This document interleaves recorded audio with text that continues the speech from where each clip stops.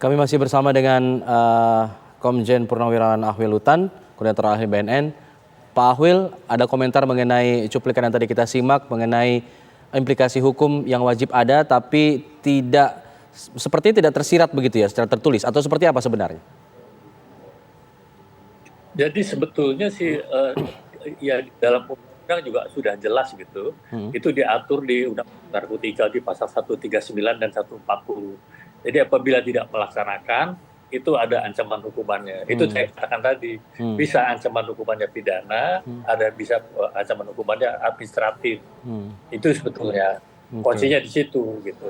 Jadi ada sebenarnya ancaman hukuman pidananya sebenarnya ada ya Pak ya. Jadi mungkin di situ ingin ada upaya dari Teddy Minahasa untuk berkelit di sana karena tidak ada berita acara yang ia bikin pada saat itu. Anda melihatnya begitu? Pak Ahwil, masih bisa mendengar suara saya? Oh iya, dengar. Iya. Ya. Jadi tetap ada, ya. Ada ancaman pidana, juga ada ancaman administratif. Itu memang sudah ada aturannya di pasal 140 tadi, 139 dan 140. Jadi sudah disebutkan semua apa yang harus dilakukan dan tidak boleh dilakukan. Itu pidananya. Kalau administratif, kalau di kita kan kalau di polisi kan ada sidang kode etik ya. Mungkin apa yang harus dilakukan, apa penundaan kenaikan pangkat atau dan lain-lain gitu. Itu kira-kira yang berlaku di kalangan kita ya, di kalangan kepolisian dan juga Badan Narkotika Nasional. Baik, sudah jelas artinya untuk pemusnahan barang bukti harus menyertakan berita acara yang kemudian jika tidak dilakukan atau tidak dibuat berimplikasi hukum pidana terhadap orang yang tidak melanggar aturan tersebut. Artinya sudah jelas. Nah, saya ingin bergeser dulu dari persidangan, Pak. Karena saya juga ingin mengetahui dari pengalaman Bapak, analisa Bapak sebagai koordinator ahli BNN dan juga pengalaman Bapak sebagai seorang polisi yang mungkin sering bersinggungan dengan kasus-kasus narkoba untuk modus-modus penyelundupan narkoba yang dilakukan oleh oknum aparat, Pak. Selain seperti yang dilakukan oleh komplotannya Teddy Minahasa, yang diduga oleh komplotannya Teddy Minahasa ini, biasanya seperti apa lagi Pak? Modus-modus yang lazim dilakukan oleh mereka? Ya, namanya anggota itu kan saya sudah katakan tadi, ada yang baik, ada yang selalu mengikuti aturan-aturan. Tapi kan selalu dia mencari celah-celah yang memang yang sangat kecil, yang sulit didetek oleh pimpinannya dengan berbagai macam cara. Ada yang nakal-nakal, kalau yang kecil-kecilan yang meriksa mobil pura-pura, ada kan, saya juga pernah dengar, tahu-tahu di dalam, wah ini kok udah narkoba nih gitu kan. Itu kayak menjebak orang-orang yang punya mobil. Ya, tapi itu kan kecil-kecilan. Tapi kalau yang gede-gedean, saya rasa mungkin untuk pangkat-pangkat rendah mungkin tidak akan terlalu berani. Lain seperti ya seorang Kapolda ya, dengan wewenang yang demikian tinggi, mungkin dia mempunyai jalur, punya anak buah banyak. Tapi kalau buat oknum ya kenakalan kecil ada, yaitu tadi mungkin waktu barang bukti yang harusnya ini mungkin dia ambil sedikit ya, tapi akan ketahuan gitu. Karena berita acara itu kan berulang-ulang, pemeriksaan juga berulang-ulang. Ditimbang berulang-ulang. Jadi waktu barang bukti dapat itu ditimbang, bruto, berapa neto. Karena kan setelah dibuka mungkin kertasnya kan beratnya akan berkurang. Jadi itu juga berulang-ulang. Jadi sebetulnya kita sudah mencoba memperketat, memperkecil, menghilangkan kesempatan-kesempatan ini. Karena Bapak kan tahu kejahatan ini terjadi karena niat dan kesempatan, ya kan? Ya, kalau niat itu kan dari diri pribadi, kita agak sulit menilai manusia. Tapi kalau kesempatan ini harus kita tutup. Sehingga dengan kesempatan yang kita tutup, otomatis niat yang tadinya nakal tidak akan jadi. Contohnya misalnya, ada orang yang mau mencuri. Begitu ada lewat mobil patroli, nggak jadilah kita mencuri, ada mobil patroli lewat. Jadi itu yang namanya kesempatan ini dibuat sedemikian rupa supaya niat yang jelek itu sirna dia, karena ada kesempatan yang tertutup. macam-macam tertutupnya apa? Dengan peraturan, dengan undang-undangan, pengontrolan, dengan segala macam lah. Udah berulang-ulang dicek semua. Tapi ya niat pribadi itu kita kembali kepada masing-masing ya pribadi. Saya tidak manusia ini kan saya katakan tadi semua di depan semua baik, di belakang kita tidak tahu. Yeah. Tapi usaha-usaha yang dilakukan oleh pihak kepolisian dan Badan Narkotika Nasional menutup kesempatan ini. Yeah. Karena kejahatan itu akan terjadi karena niat dan kesempatan. Niat itu dari diri pribadi, tapi kalau kesempatan itu adalah dari itu celah-celah harus dibuat oleh organisasi dengan aturan, dengan peraturan, dengan kontrol, dengan segala macam. Ya. Itu semua bisa kita buat. Ya, peraturan kan itu berkembang, kira-kira, ya. peraturan ya Pak Ahwil, peraturan kan berkembang seiring waktu ya. Artinya yang tadinya celahnya besar, lalu kemudian dikasih aturan baru, celahnya mengecil lagi. Aturan baru, celahnya mengecil lagi. Tapi pada saat Bapak waktu dulu, sejak tahun 2006, kalau tidak salah menjadi ahli di BNN, artinya kan aturannya tidak seketat sekarang. Masih ada aturan-aturan yang bisa jadi celah buat mereka. Apakah ada kasus-kasus serupa seperti ini yang melibatkan pejabat tinggi Polri yang kemudian terlibat dalam kasus peredaran narkotika, tapi kemudian mungkin tidak terblow up seperti sekarang? Adakah pengalaman itu, Pak? Ini juga, ya itu tadi. Jadi aturan juga berkembang sesuai dengan situasi dan kondisi. Mungkin salah satu juga dilihat juga. Karena kita kan karena suatu organisasi besar, juga dilihat oleh sumber daya manusia. Ini juga melihat, kalau orang ada indikasi kurang baik, itu akan dipindahkan pasti dari kesatuan narkotik. Misalnya ketahuan, wah ini mulai mencoba-coba, itu udah dipindahkan. Ini juga salah satu sarana untuk menghilangkan kesempatan tadi. Terus misalnya ya itu tadi, ya mungkin juga karena dia berbuat karena ketidaktahuan misalnya. Ini yang berbahaya. Ini yang harus diadakan pelatihan secara berlanjut. Karena kejahatan narkotik ini berkembang terus, jumlah narkotik juga berkembang terus. Malah sekarang kan kalau Bapak dengar ada namanya NPS, New Psychoactive Substances. Itu kalau waktu ditangkap itu bisa bebas. Kenapa? Karena tidak ada undang-undang yang mengaturnya. Nah ini juga terus berkembang. Jadi semua pengetahuan ini juga terus dilatihkan kepada anggota. Semua juga kesempatan yang coach. Makanya kita jalur-jalur pengawasan ini sangat ketat sekali ya. Mungkin kalau di tiap Polda juga kan ada Propamnya Polda, ada Irpolda, di Mabes ada Irwasum, kemudian juga ada Propam kita, di luar ada Kompolnas yang ngatur. Terus ada lagi DPR yang di luar yang kontrol kita di Komisi 1. Semua ikut mengontrol. Dan kita juga sangat berterima kasih dikontrol. Belum lagi kontrol dari masyarakat. Ini kita sangat terima kasih. Masyarakat bisa melaporkan setiap kalau ada anggota kita yang nakal. Laporkan, pasti akan diambil tindakan oleh pimpinan. Oke. Kita kembali ke persidangannya, Pak. Karena dalam persidangan sebelumnya salah satu terdakwa AKBP Dodi Prawira Negara, Kapolres Bukit Tinggi ini mengatakan bahwa dirinya baru kali ini, Pak, melakukan tindakan seperti ini karena adanya mungkin tekanan atau perintah dari atasan begitu yang kemudian ia tidak mau harus melakukannya. Tapi apakah dengan pengakuan tersebut, dengan jalannya sidang ini, fakta persidangan, apakah patut diduga atasannya ini Kapolda juga melakukan hal yang sama sebelumnya? Mungkin dari pandangan Anda sebagai ahli, apakah memang patut diduga ke arah sana atau bagaimana? Kalau menurut analisa yang ada, mungkin ya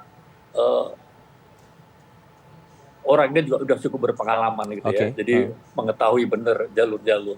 Tapi ya lupa bahwa semua kejahatan itu akan terbongkar.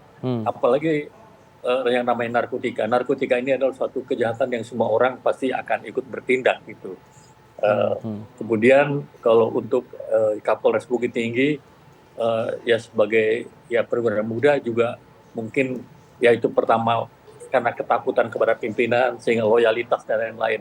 Tapi saya katakan sekali lagi, loyalitas tidak merupakan suatu hal untuk bisa membenarkan suatu perbuatan.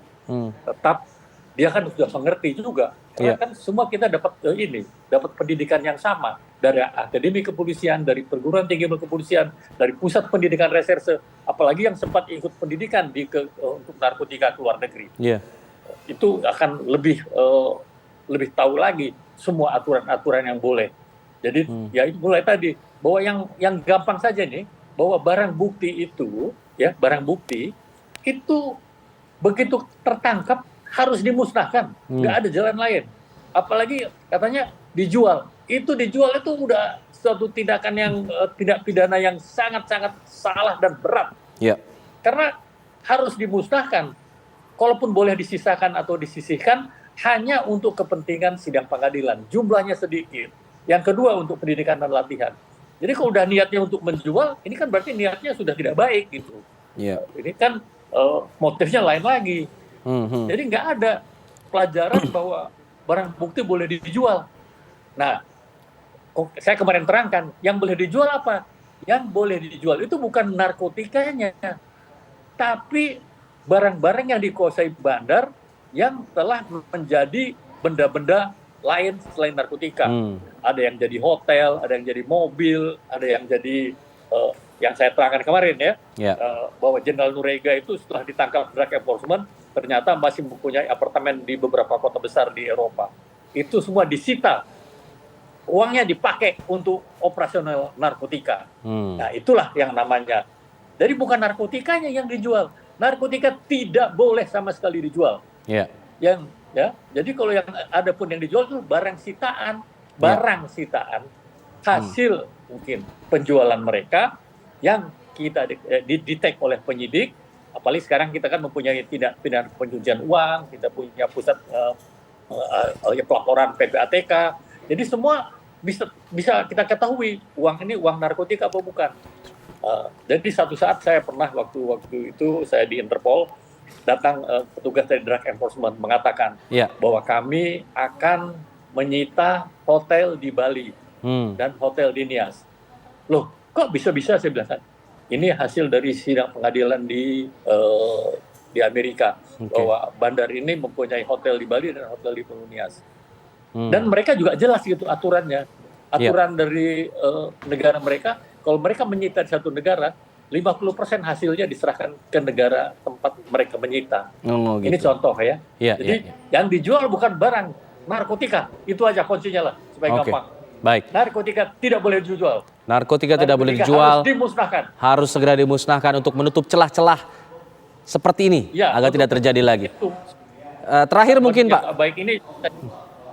Pak Ahwil mungkin terakhir, ada pesankah dari Bapak atau ada pesan atau ada tips dari Bapak untuk perwira-perwira polisi agar tidak terpengaruh tekanan dari pimpinan melakukan hal-hal yang bertentangan dengan hukum, apalagi berkaitan dengan narkoba? Ini saya juga pas kemarin saya berbincang-bincang dengan mantannya kepala BNN, Jenderal Goris Mere, Jenderal Togar. Saya bilang begini, ini memang anggota ini mungkin ketidaktahuan, sehingga kita perlu kembali memberi pelajaran counter delivery dan undercover buy ini. Jadi kan ini dianggap kalau menjual itu boleh kan, dianggap menjual itu legal. Nah ini yang berbahaya. Ada kesalahpahaman. Jadi ini kita harus ulangi kembali pelajaran-pelajaran ini, baik kepada pimpinan yang cukup tinggi maupun anggota-anggota kita yang pangkatnya di bawah-bawah sebagai petugas-petugas lapangan. Jadi jangan sampai kayak begini nih, narkotika dijual tuh seolah-olah satu hal yang biasa-biasa saja kayak boleh. Padahal itu satu hal nggak boleh. Padahal undang-undang sudah mengatakan bahwa narkotika harus dimusnahkan. Nah ini saya berpesan, kita bilang mari kita ini kembali. Karena saya juga pernah menjadi kepala pusat pendidikan reserse. Saya melatih seluruh anggota-anggota reserse narkotik waktu itu dengan manual-manual yang saya dapatkan dari Drug Enforcement Amerika. Sehingga, tapi kan mungkin sekarang udah pada pensiun semua. Jadi sekarang mungkin generasi-generasi baru ini mungkin banyak yang harus kita latih juga, sehingga mereka mempunyai pengetahuan yang sama dengan kita-kita yang udah senior-senior yang udah ada di lapangan ini. Sehingga tidak terjadi penyimpangan-penyimpangan yang menurut mereka adalah suatu hal yang benar, padahal ini suatu hal yang salah. Ini yang tidak boleh terjadi. Ini saya sudah laporkan juga, nanti akan saya laporkan kepada Kepala BNN, karena kebetulan beliau sedang di luar kota, bahwa kita kebetulan kita mempunyai pusat pengembangan sumber daya manusia Badan Narkotika Nasional. Ini kita secara rutin mengadakan pendidikan terus berlanjut, termasuk kontrol delivery dan undercover buy. Juga demikian kita mempunyai pusat pendidikan reskrim kita di Megamendung, karena kebetulan saya juga pernah jadi komandan di sana. Ini kita juga melatihkan mereka-mereka ini. Tapi mungkin jumlahnya kan terbatas, tempat pendidikan juga terbatas, sedangkan jumlah anggota kita seluruh Indonesia ratusan ribu. Nah, tapi ini bisa secara gentuk tular, ya, semua tambah sehingga tidak terjadi kesalahan-kesalahan, baik kesalahan secara teknis maupun kesalahan yang dibuat oleh anggota. Dan ini bisa segera terdetek bahwa ini salah dan ini yang benar. Nah, itu kira-kira yang saya sampaikan. Butuh berapa lama, Pak? Berguna untuk anggota yang ada di Indonesia. Maaf nih, pertanyaan lanjutan, Pak. Butuh berapa lama, Pak, untuk kemudian pendidikan ulang lagi, untuk memberikan penjelasan ulang lagi, agar tidak ada celah-celah terbuka lagi, tidak ada proseduran lagi yang dilakukan oleh anggota-anggota di bawah, termasuk pejabat-pejabat tingginya. Butuh berapa lama, Pak, untuk kemudian hal ini bisa tercapai? Menurut Bapak, target realistisnya? Kalau target dari itu saya rasa ini kan terus berjalan, karena pusat pendidikan kita berjalan terus. Pusat pendidikan itu kita mendidik terus, tapi mungkin bagaimana orang-orang yang tidak ikut pendidikan.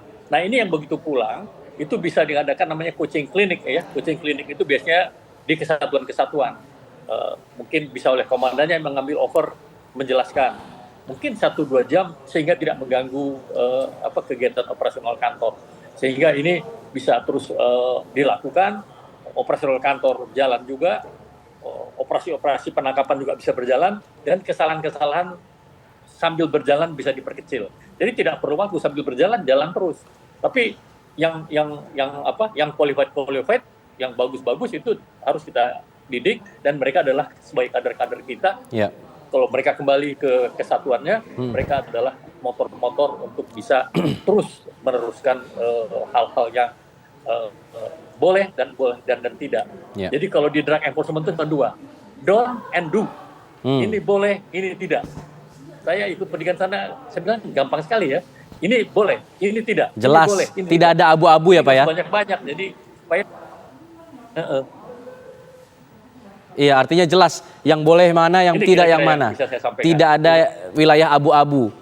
Baik, terima kasih Pak Ahwil Lutan, Komjen Purnawirawan Ahwil Lutan selaku Koordinator Ahli BNN sudah bergabung bersama kami di Breaking News TV One. Terima kasih, Pak, atas pandangannya dan juga ilmunya mengenai aturan-aturan seputar narkotika. Selamat pagi, Pak. Assalamualaikum, terima kasih atas informasinya. Dan pemirsa, kami masih akan terus memantau bagaimana jalannya sidang di Pengadilan Negeri Jakarta Barat untuk 2 terdakwa hari ini. Terdakwa AKBP Dodi Prawira Negara, mantan Kapolres Bukit Tinggi, dan juga Linda Pujiastuti selaku informan dari polisi. Kami akan kembali sesaat lagi.